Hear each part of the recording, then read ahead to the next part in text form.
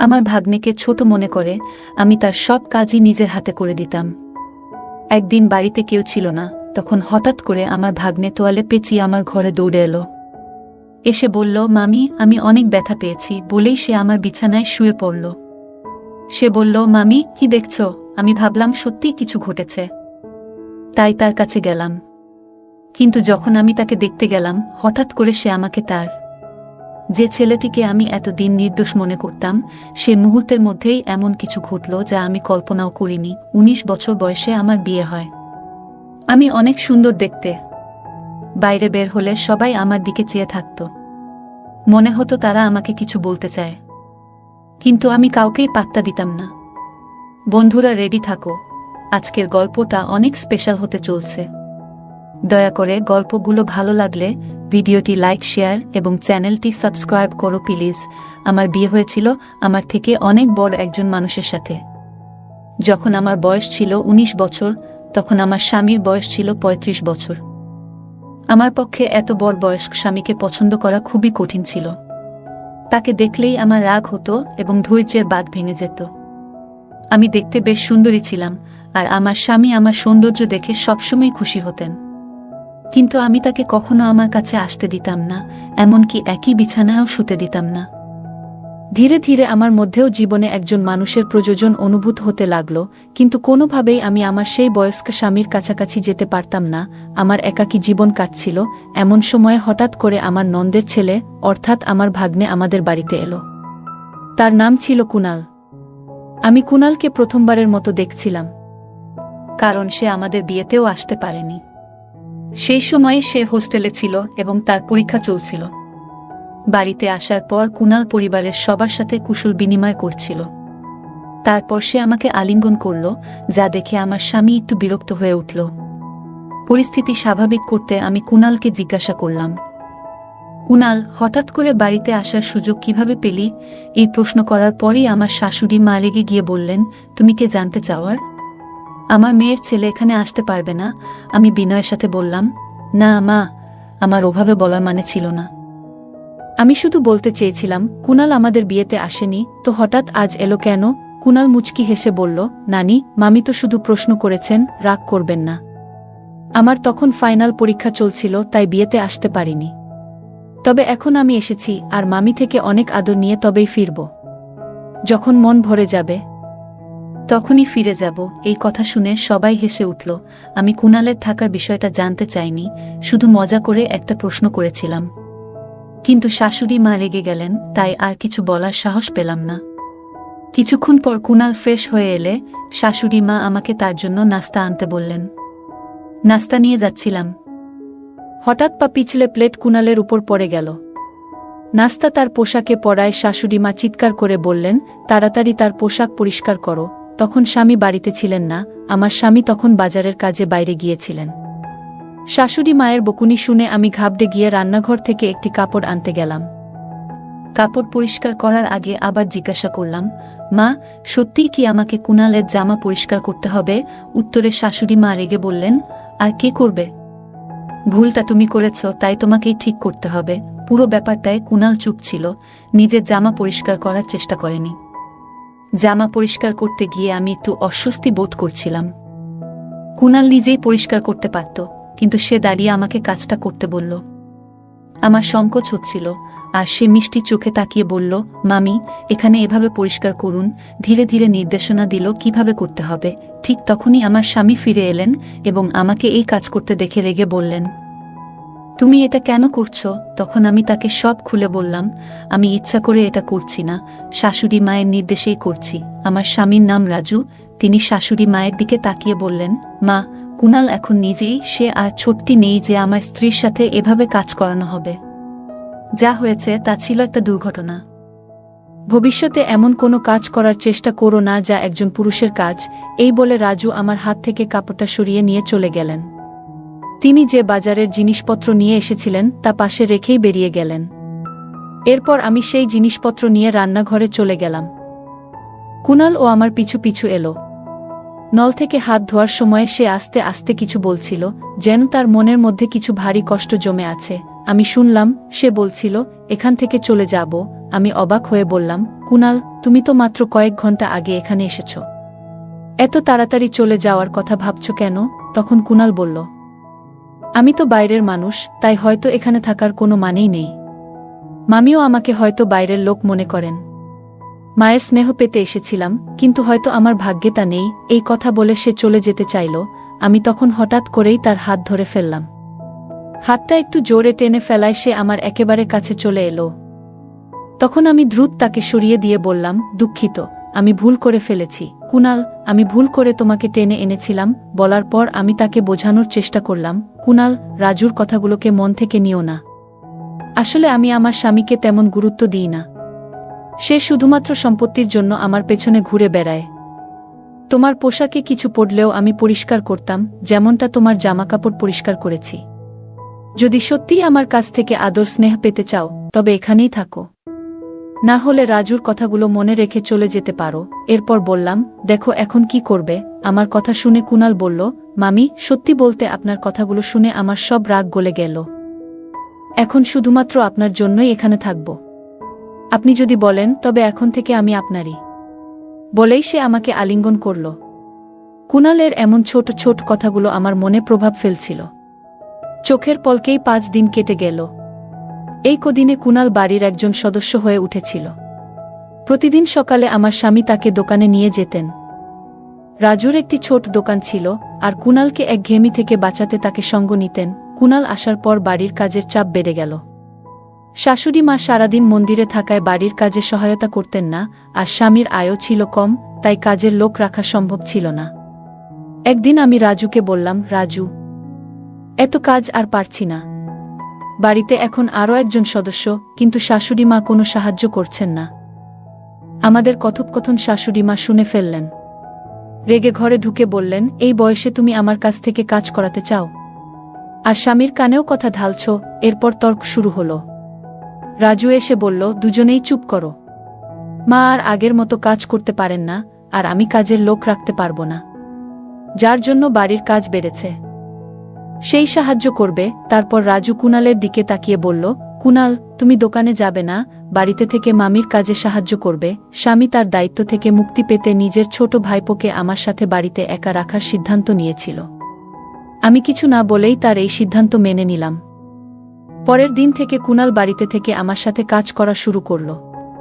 সকালে ঘরের কাজের সময় সে আমাকে সাহায্য করত। নাশতার পর শাশুড়ি মা মন্দিরে চলে যেতেন আর রাজু দোকানে বেরিয়ে যেতেন। তাদের যাওয়ার পর আমি নাশতা করতাম এবং কুনাল আমার সাথে বসে খেত। কুনালের কিছু আচরণ আস্তে আস্তে আমার নজরে আসতে শুরু করেছিল।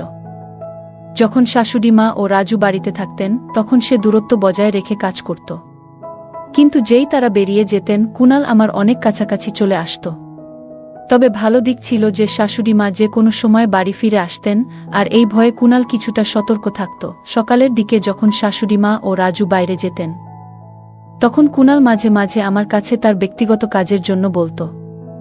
যেমন সে যখন গোসল করতে যেত, আমাকে বলতো তার কাপড় বিছানায় গুছিয়ে রাখতে। তার সাহস এতটাই বেড়ে গিয়েছিল যে একদিন সে আমাকে বলল, মামি, আজ তুমি শাড়ি পরে আসো, শাড়িতে তোমাকে অনেক সুন্দর লাগে। আমি এইসব বিষয়গুলো উপেক্ষা করছিলাম, কিন্তু তার আচরণ ক্রমশ বাড়ছিল। একবার সে বলল, মামি, গোসলের জন্য বালতিতে জল ভরে দাও। সেদিন আমি রান্নার জন্য সবজি নিয়ে বেশ বিরক্ত ছিলাম, তাই গোসলের জন্য খুব গরম পানি ভরে রেখেছিলাম। কিছুক্ষণ পরে কুনাল বাথরুম থেকে দৌড়ে আমার ঘরে চলে এলো।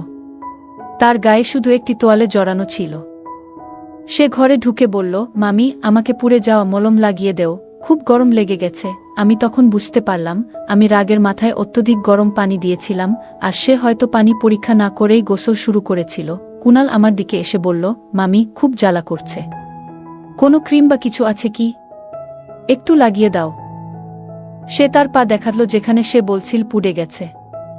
আমি একটু নার্ভাস হয়ে গেলাম এবং বললাম, আমার ভুল হয়েছে, রাগের মাথায় এমনটা করিনি। আমি কুনালকে বললাম, আমার উচিত ছিল না এত গরম পানি সেখানে রাখা, কিন্তু তুমিও তো আগে দেখে নিতে পারতে পানিটা কতটা গরম। কুনাল হেসে বলল, এসব বাদ দাও, আগে আমার পায়ের দিকে তো দেখো। আমি তখন লজ্জা আর অস্বস্তিতে আস্তে আস্তে তার পায়ের তোয়ালেটা সরাতে লাগলাম। দেখি তার হাঁটুর উপরে কিছুটা জ্বলে গেছে। একজন তরুণ ছেলেকে এভাবে স্পর্শ করতে গিয়ে আমি একটু অস্বস্তিতে পড়ে গেলাম। তোয়ালেটা সরানোর আগে একবার কুনাল এর দিকে তাকালাম। তার চোখের চাহনি দেখে আমি একটু দূরে সরে গেলাম। তারপর বললাম, তুমি মিথ্যে অভিনয় করছো, তাই না? কুনাল বলল, মামি, আমি জানতে চাইছিলাম তুমি রাগ থেকে এটা করেছো নাকি আমার জন্য চিন্তিত ছিলে। আমি তো শুধু তোমার সাথে একটু মজা করছিলাম। তার কথায় আমি রেগে গেলাম। হঠাৎ সে আমার হাত ধরে তার দিকে টেনে নিল আর চোখে চোখ রেখে বলল, মামি, আমি তোমার কাছে কেমন? তার প্রশ্নটা অদ্ভুত লাগল। আমি বললাম, কুনাল, এটা তুমি কি করছো? আমি তোমার মামি, এটা ভুলে যেও না। আমার হাত ছেড়ে দাও, না হলে আমি তোমার মামার কাছে অভিযোগ করব। কুনালের প্রতিক্রিয়া ছিল, মামা আমাকে এখান থেকে বের করতে পারবেন না। তার এই কথায় আমি আরও অবাক হয়ে গেলাম। এরপর সে আমাকে আরও কাছে টেনে নিল, এতটাই কাছে যে আমি নিজের স্বামীর সাথেও এতটা ঘনিষ্ঠতা কখনো অনুভব করিনি। কুনালের এমন আচরণে আমি কিছুটা দুর্বল হয়ে পড়ছিলাম। ঠিক তখনই বাইরে থেকে শাশুড়ি মা জোরে ডাকলেন, বুমা। সেই মুহূর্তে শাশুড়ি মায়ের কণ্ঠ আমার কাছে আশীর্বাদের মতো শোনাল, কারণ তার ডাকে আমি কুনালের হাত থেকে রেহাই পেলাম। শাশুড়ি মা আসার পর কুনাল আমাকে ছেড়ে কিছুটা দূরে সরে গেল। রাতে আমি মনে মনে সিদ্ধান্ত নিয়েছিলাম যে এই বিষয়ে আমার স্বামী রাজুর সঙ্গে কথা বলবো। শোয়ার আগে রাজু হঠাৎ বলল, তোমার তো এখন কাজের চাপ কিছুটা কমে গেছে, তাই না? কুনাল তো তোমাকে সহায়তা করছে। তাই তো। আমি কিছু বলার আগেই কুনাল আমাদের ঘরে এসে ঢুকল এবং হাসতে হাসতে বলল, মামা, তুমি কেন ছোটদের মতো দুধ খাচ্ছ? আমি মজা করে উত্তর দিলাম, তোমার মামার শরীরে ক্যালসিয়ামের ঘাটতি আছে, তাই দুধ পান করেন। এতে কোনো সমস্যা আছে? এটা আমাদের ব্যক্তিগত বিষয়, তোমার এখানে থাকা জরুরি নয়। এরপর কুনালকে বাইরে যেতে বললাম। আমার এই কথায় আমার স্বামীর মুখে হাসি ফুটে উঠল। তারপর আমরা দুজনে ঘুমিয়ে পড়লাম। পরের রাতে আমি যখন রান্নাঘরে দুধের গ্লাস রাখতে যাচ্ছিলাম, তখন হঠাৎ কুনাল আমাকে টেনে তার ঘরে নিয়ে গেল। তার এমন আচরণ দেখে আমি রেগে গিয়ে বললাম, কুনাল, তুমি কি করছো? আমি তোমার মামি, এটা ভুলে যেও না।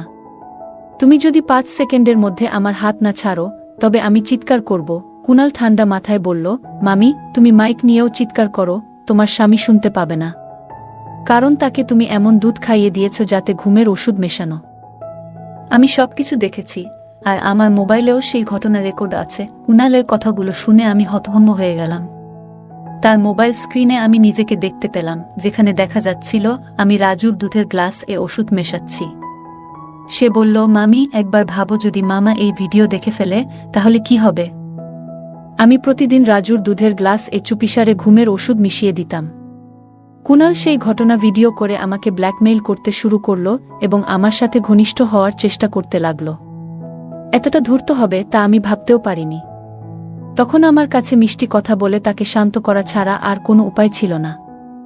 তাই আমি কুনাল এর কাছে গিয়ে তার গলায় হাত রেখে বললাম, কুনাল, আমি তো শুধু তোমার সাথে মজা করছিলাম। তুমি যখন থেকে এখানে এসেছ, তখন থেকেই তুমি আমার খুব কাছের মানুষ হয়ে গেছ, কিন্তু আমি বলতে পারিনি। আজ সুযোগ পেয়েছি, তাই বলছি। আমি কুনালকে এমনভাবে জড়িয়ে ধরলাম যেন সে আমার কথায় বিশ্বাস করে। কিছুক্ষণ পর বললাম, কুনাল, আমার পেটে হঠাৎ ব্যথা করছে, কাল এসে তোমার সঙ্গে দেখা করব। এই বলে আমি তার ঘর থেকে বেরিয়ে এলাম। পরের দিন থেকে রাজু কুনালকে তার দোকানে নিয়ে যেতে লাগল। কুনালের উপর আমার একদম বিশ্বাস ছিল না। যদি সে ভুল করে কিছু বলে ফেলে, তবে রাজুর সামনে আমার অবস্থার কি হবে ভাবতেই পারি না। রাজু ও কুনাল দোকানে চলে যাওয়ার কিছুক্ষণ পর আমি দোকানের দিকে গেলাম, যাতে কুনাল এর উপর নজর রাখতে পারি। দোকানে ঢুকে দেখলাম সেখানে কেউ নেই। হঠাৎ সেখানে একটা গোপন ঘর দেখতে পেলাম, যা আমি আগে কখনো দেখিনি। আমি ভিতরে যেতে পারলাম না, কিন্তু সেখানে কারো কথা শোনা যাচ্ছিল। দরজার বাইরে কান পেতে শুনতে লাগলাম। রাজু কুনালকে বলছিল, তুমি কবে এটির চিকিৎসা শেষ করবে? যত তাড়াতাড়ি সম্ভব কাজটা শেষ করে তোমার টাকা নিয়ে এখান থেকে চলে যাও। কোনো মেয়ে আমার স্বামী কাকে এত ভালোবাসে? কিছুই বুঝতে পারছিলাম না। এর মধ্যেই কুনাল বলল, তুমি আমাকে এই মেয়েটার চেহারা দেখাচ্ছ না কেন? একে? কিন্তু রাজু তাকে চুপ থাকতে বলল। আমার সন্দেহ ছিল না যে কুনাল আমার সম্পর্কে কিছু বলেনি। হঠাৎ তাদের বেরিয়ে আসার শব্দ শুনে আমি দ্রুত দোকান থেকে বেরিয়ে বাসায় ফিরে এলাম।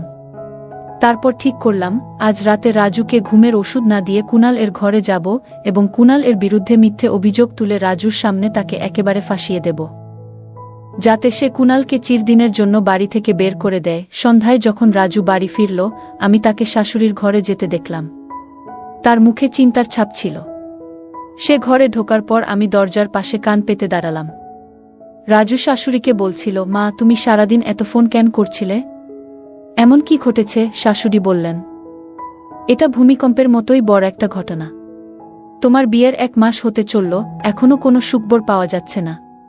তুমি কি ঠিক আছো নাকি? সন্ধ্যার পর শাশুড়ি আমাকে কিছু বলতে যাচ্ছিলেন, হঠাৎ পেছন থেকে কুনাল ডেকে উঠল, মামি। কুনালের কথা শুনে শাশুড়ি চুপ হয়ে গেলেন। তার মনে হয়েছিল যে আমি বাইরে আছি। আমি তার কথার প্রতিক্রিয়া না দেখিয়ে সরাসরি রান্নাঘরের দিকে চলে গেলাম। রাতে পরিকল্পনা মতো যখন রাজু ঘুমিয়ে পড়ল, আমি কুনালের ঘরের দিকে গেলাম। কাছে গিয়ে তাকে আলিঙ্গন করলাম এবং বললাম, কুনাল, আমি আমার প্রতিশ্রুতি রেখেছি, এখন আমি শুধুই তোমার। কুনাল আমার কাছে আসতেই আমি হঠাৎ তার হাত ধরলাম এবং চিৎকার করে উঠলাম, বাঁচাও, বাঁচাও। আমার চিৎকার শুনে রাজু দৌড়ে ঘরে এলো। তখন আমি রাজুকে বললাম, তোমার ভাগ্নে আমার উপর জোর করার চেষ্টা করেছে, ওকে বাড়ি থেকে বের করে দাও। রাজু আমার দিকে রাগান্বিত হয়ে চড় মারল এবং বলল, কুনাল আমাকে সবকিছু দুপুরেই বলে দিয়েছিল। আমি জানতাম তুমি আমাকে ঘুমের ওষুধ খাওয়াচ্ছিলে। এখন কুনাল আর আমি দুজনেই তোমাকে শাস্তি দেব। ঠিক সেই মুহূর্তে বাহিরে পুলিশের গাড়ির আওয়াজ শুনতে পেলাম। পুলিশ কয়েক মিনিটের মধ্যে ঘরে ঢুকল। আসলে আমি অনেক আগেই সন্দেহ করেছিলাম কুনালের উপর। সেই সন্ধ্যায় শাশুড়ি আর রাজুর কথাবার্তা শুনে আরও সন্দেহ বেড়ে গিয়েছিল। আমি বুঝতে পারছিলাম না কেন তারা আমাকে দ্রুত গর্ভবতী করতে চায়। তখনই বুঝলাম আমার জীবনের ঝুঁকি রয়েছে। আমি এর আগেই পুলিশের কাছে সবকিছু জানিয়ে দিয়েছিলাম। পুলিশ কুনাল, রাজু এবং শাশুড়িকে গ্রেপ্তার করল। আমি তাদের সাথে আমাদের দোকানে গেলাম। দোকানে পৌঁছে আমরা তদন্ত শুরু করলাম এবং দেখলাম একটি মেয়ে ঘুমিয়ে রয়েছে, তার মুখ পুরোপুরি ঢেকে দেওয়া। যখন আমরা তার গা থেকে কম্বল সরালাম, তখনই আমার মাথা ঘুরে গেল। কারণ সে আর কেউ নয়, আমার নিজের বোন। চিকিৎসক জানালেন সে গভীর কোমায় রয়েছে। রাজু আমার বোনের স্বামী ছিল। বিয়ের কিছুদিন পরই সে অভিযোগ করেছিল আমার বোন পালিয়ে গেছে। এতে পরিবারে বিশাল অশান্তি শুরু হয়। মানসম্মান বাঁচাতে রাজু বাবাকে আমাকে বিয়ে করতে বলে এবং বাধ্য হয়ে আমাকে বিয়ে করতে হয়। পুলিশের বয়ানে জানা গেল শাশুড়ি আমার বোনের উপর অত্যাচার করে বাবার সম্পত্তি দখল করতে চেয়েছিল। বোন নিজেকে রক্ষা করতে জানায় সে আসল মেয়ে নয়, সম্পত্তি আমার নামে। কিন্তু রাজুর অত্যাচারে সে কোমায় চলে যায়। রাজুর আসল উদ্দেশ্য ছিল আমার বাবার সম্পত্তি দখল করা। তার পরিকল্পনা ছিল আমার সঙ্গে বিয়ে করে আমাকে গর্ভবতী করা, যাতে আমি কিছুই করতে না পারি। এরপর আমার বাবার সম্পত্তি দখল করা সহজ হবে। এদিকে কুনাল, যে গ্রামের একজন সাধারণ ডাক্তার ছিল, তাকে বড় অঙ্কের টাকার লোভ দেখিয়ে আমার বোনের চিকিৎসার জন্য ডাকা হয়েছিল। শেষ পর্যন্ত পুলিশ ও আদালতের মাধ্যমে সেই 3 অপরাধীকে যাবজ্জীবন কারাদণ্ড দেওয়া হয়েছিল। আমার বাবা ভেবেছিলেন রাজু একজন সৎ এবং সরল মানুষ, কিন্তু তার পেছনে এত বড় ষড়যন্ত্র লুকিয়েছিল যা আমরা কল্পনাও করতে পারিনি। ভাগ্যক্রমে আমি সেই ফাঁদ থেকে পালাতে পেরেছিলাম। এখন আমার একমাত্র আশা, আমার বোন দ্রুত সুস্থ হয়ে উঠুক। বন্ধুরা, বর্তমান সমাজে অনেক মানুষ বাইরের হাসিখুশির আড়ালে মিথ্যার জাল বুনে থাকে। কে কখন বিশ্বাসঘাতকতা করবে তা বলা কঠিন। যখনই মনে হবে কিছু ভুল হচ্ছে, তখনই পুলিশের সাহায্য নিতে হবে। গল্পটা কেমন লাগলো জানাতে ভুলবে না। আরও মজার মজার রোমান্টিক গল্প শুনতে চাইলে ভিডিওটি লাইক, শেয়ার এবং চ্যানেলটি সাবস্ক্রাইব করতে এবং বেল আইকনটি ক্লিক করতে ভুলবে না। ধন্যবাদ।